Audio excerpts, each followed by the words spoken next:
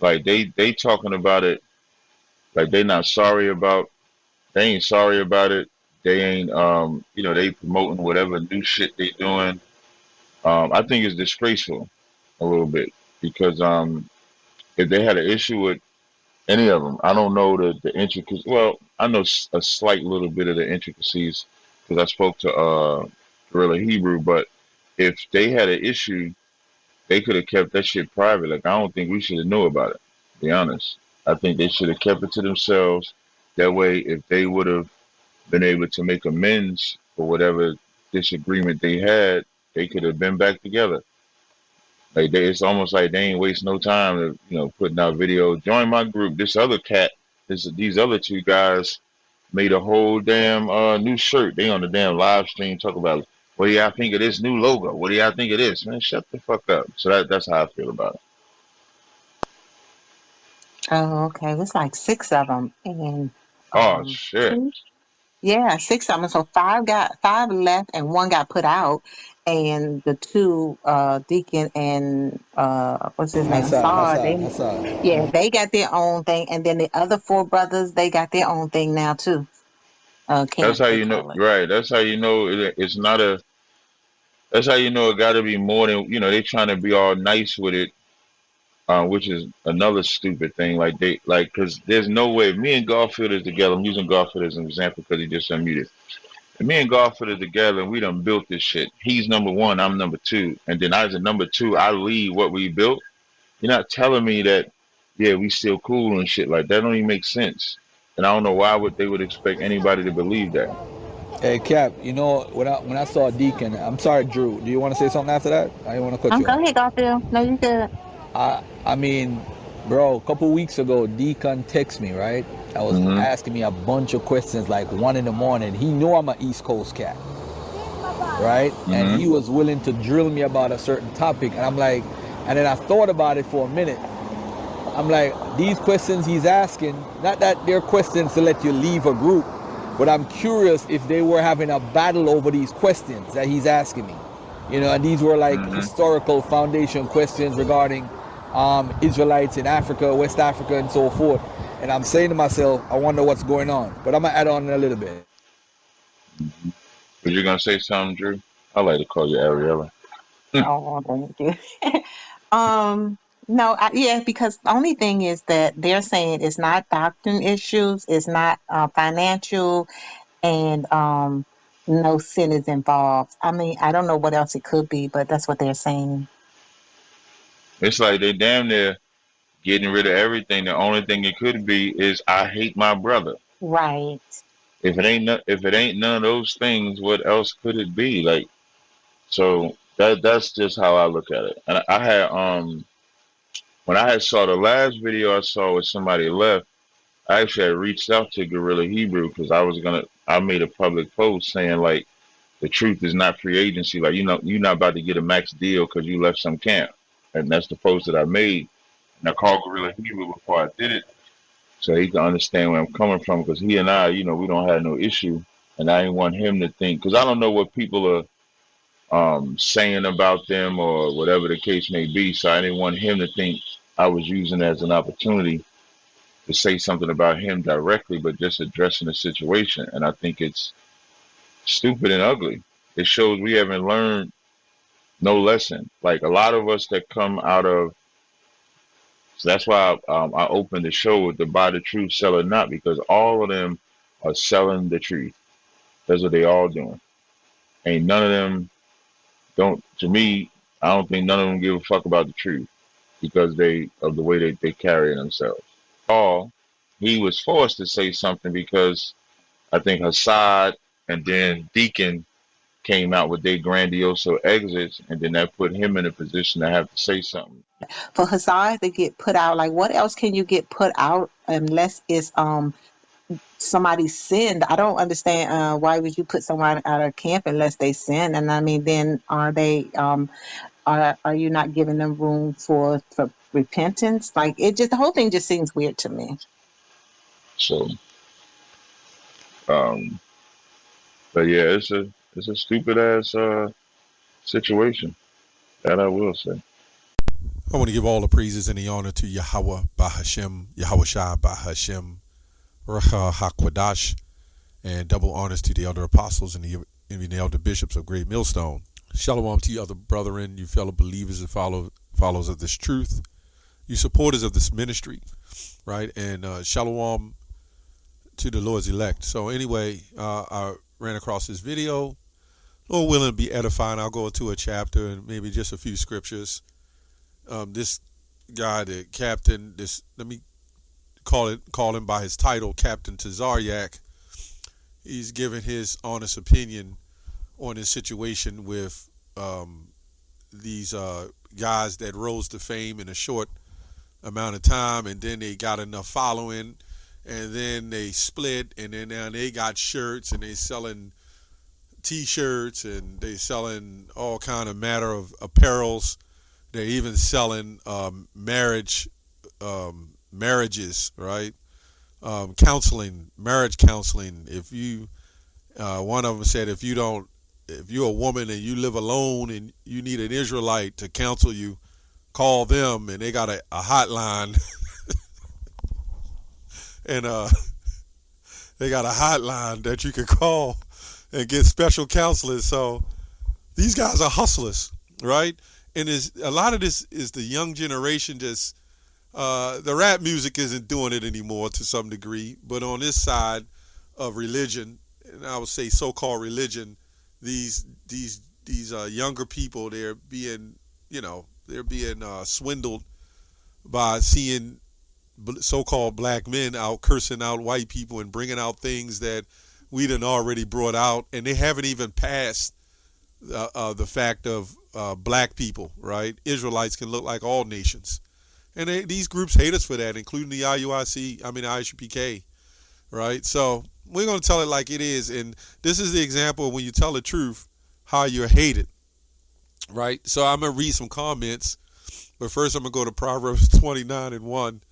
It says, stubborn people who repeatedly refuse to accept correction will suddenly be broken and never recover. Right? And we've done, this is the TPT version. They got so many versions. But I think this sounds pretty good, right? So you got so many these Israelites who's been coming against us because we've been trying to teach them. As Paul said, have I become your enemy because I tell you the truth, right? We're telling them about the laws. We're telling them about the mark, right? Which they do believe. The Sakari, the Hassad, the Hassads, and whoever else.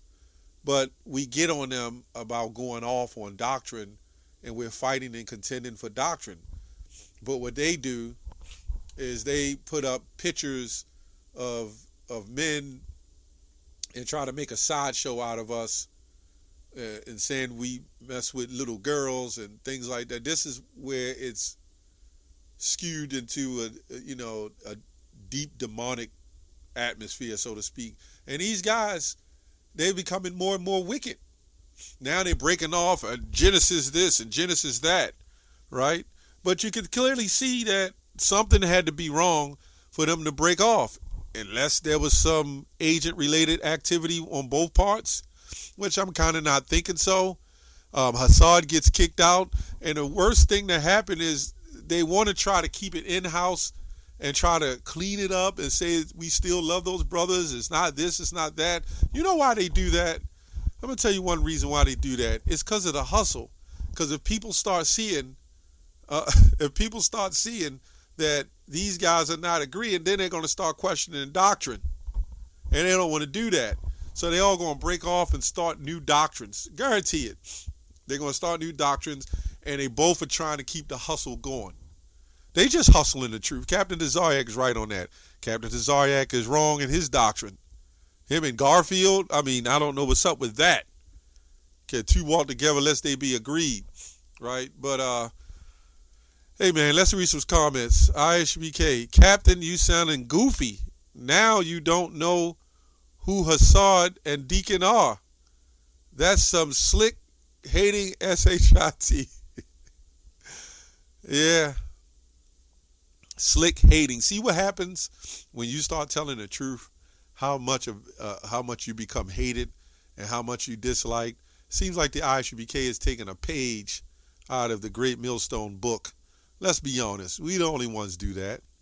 Now, they do go in on other groups they're mad at or whatever, but we don't hold back, man. We'll tell it like it is. Captain was on 85 South show acting just like them, drinking tequila. You might as well start smoking. You supposed to be an example with some type of platform, but you see how they was already thinking, talking about he was on the show and so forth, but they didn't say this until he said something about the deacon and Hassad. It's all corny to me. It's all fraudulent to me. You ask me, right? Somebody said they disagree in doctrine, for it is written, can two walk together lest they be agreed? People are acting like these camps are the truth itself. Camps have actually been causing a lot of division. Well, I mean, didn't the Messiah cause division? Did you read Matthew 13? Who have ears to let him hear, let him hear. And when the disciples came and he asked, why did you speak to them in parables? He said, it's because it's given to you to know the mystery. So he's kind of back talking to other people. That's why I spoke in parables. So they didn't get it. Yeah, that was a camp Yahushua was in. Think about it. Right? Didn't he say, yea, come to bring division in Matthew 10:35 of your families and everything else? You're damn right. The Israelite camps that you see today were never meant to get together and be all one. This fight continues as it did in the past, as it did in ancient times. That's not going to happen until we get to the kingdom, when all things are set straight. Simply because the pride and the inability to address doctrinal differences, as there is only one truth. Right, that's what we say. So how do y'all have those unity camps? I don't understand that either. And we don't need camps for this. Right? Okay. Well, where you at? Where you at? All these guys that talking about they don't need camps, there were always camps. Well, where you at? Where you at teaching? You don't need camps because you ain't got it in you to work with other men. Paul had camps. The churches where he went and got men. There was always camps. Some men separated, but they was in the same doctrine. Anyway, at the end of the day, whoever the name of business is registered under, that's who own the rights to the camp. It's a big mess, right? And when you speak up and tell the truth, this is exactly what happens. Let me go on down. A godly leader who values justice is a great strength, an example to the people. But the one who sells influence for money tears down that what is right. Yeah, that's what they do. They sell influence, right? Come buy this shirt. I'm Genesis now. This is madness, and everybody should know it. Right? Now the scriptures do say, if it's not of the Lord, it shall not remain. You know, whenever you see a guy that jumps from camp to camp to camp to camp, he's unstable. There's something wrong. Not saying that doesn't happen sometime. I was in another group, but I left one group and I came in a group and I'm still here at this group. Anyway, flattery can often be used as a trap to hide ulterior motives. This is exactly what they did. It was all like, we love them brothers. We love them, man. We're cool. We this, we that. It's always used to hide ulterior motives, man. If any of you people can't see it, then something is wrong with you. But you know, we're in a situation where someone may look up to someone so much that you're going to defend them, right? And I think everybody's like that. You got a leader and somebody says something about them, you're going to be defensive. But the key is truth. Is he telling the truth? Right? We do kind of have our own minds on certain things. We might not agree with everything, said at some point, but for the most part, we suffer it and then the Lord will bring it to light and show it, not cause divisions. It says motives. It says they often are used to trap, to hide ulterior motives, and to take advantage of you.